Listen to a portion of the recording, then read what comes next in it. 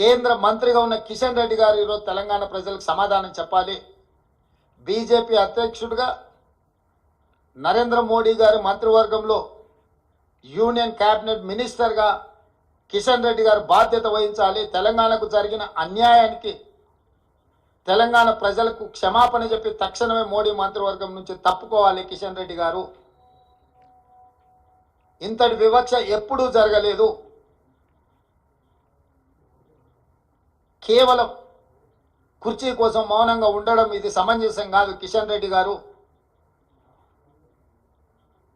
ఈరోజు తెలంగాణకు బయ్యారం ఉక్కు కర్మాగారం, Kazipet railway coach factory, IIM, ప్రతి రాష్ట్రంలో ఐఐఎం ఉంది.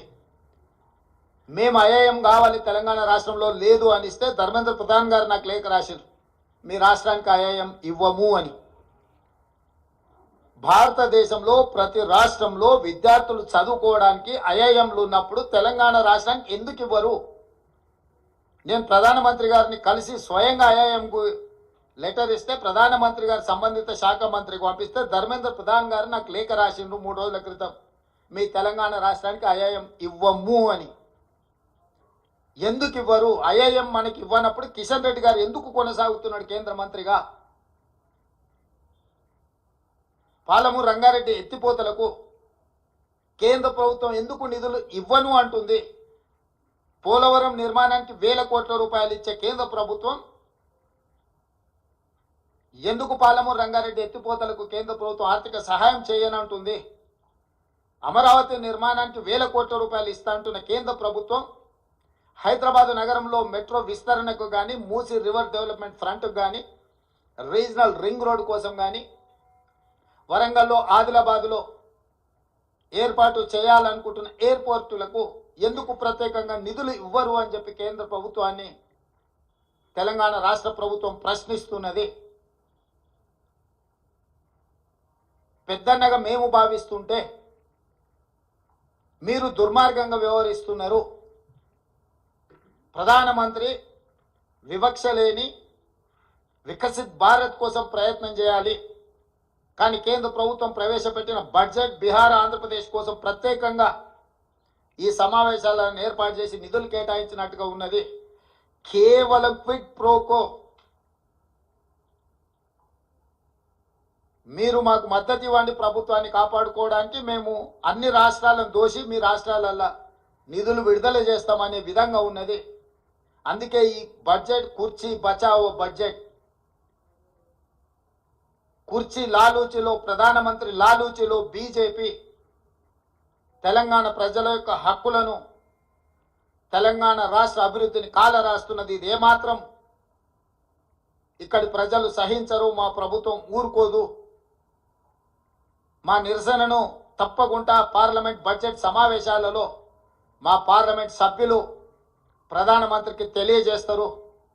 8 మంది ఎంపీలను బీజేపీకి ఇస్తే మౌనంగా ఉండొచ్చేమో, బానిసలుగా తల వంచుకొని మోడీ ముందు నిలబడి ఉండొచ్చేమో, కానీ కాంగ్రెస్ నుంచి గెలిచిన 8 మంది పార్లమెంట్ సభ్యులు మిగతా పార్లమెంట్ సభ్యులను అందరిని కూడా సమన్వయం చేసుకొని తెలంగాణ ప్రజల యొక్క హక్కుల కోసం ఖచ్చితంగా పార్లమెంట్లో నిరసన తెలుపుతారు. ఆంధ్రప్రదేశ్ పునర్విభజన చట్టము అని అంటే కేవలం ఆంధ్రప్రదేశ్కే నిధుల విడుదల కాదు. ఆంధ్రప్రదేశ్ పునర్విభజన చట్టం అనేది తెలంగాణ రాష్ట్రానికి కూడా వర్తిస్తుంది. ఇది అవగాహన రాహిత్యమా, కక్షాపూరితమైన వివక్షణ? బీజేపీ నాయకత్వం చెప్పాలి తెలంగాణ ప్రజలకు సమాధానం. మేము ఎంత ఫ్రెండ్లీగా ఉండడానికి ప్రయత్నం చేసినా, ఎంత కేంద్ర ప్రభుత్వం నుంచి సహకారాన్ని పొందాలని మేము చేస్తున్న ప్రయత్నాలు ఏవి ఇది తెలంగాణ ప్రజల చేతగానితనం కాదు. ఇది తెలంగాణ ప్రజల యొక్క మంచితనం. అందుకే సవరించిన బడ్జెట్లోనైనా నిర్మలా సీతారామన్ గారికి అవకాశం ఉంది.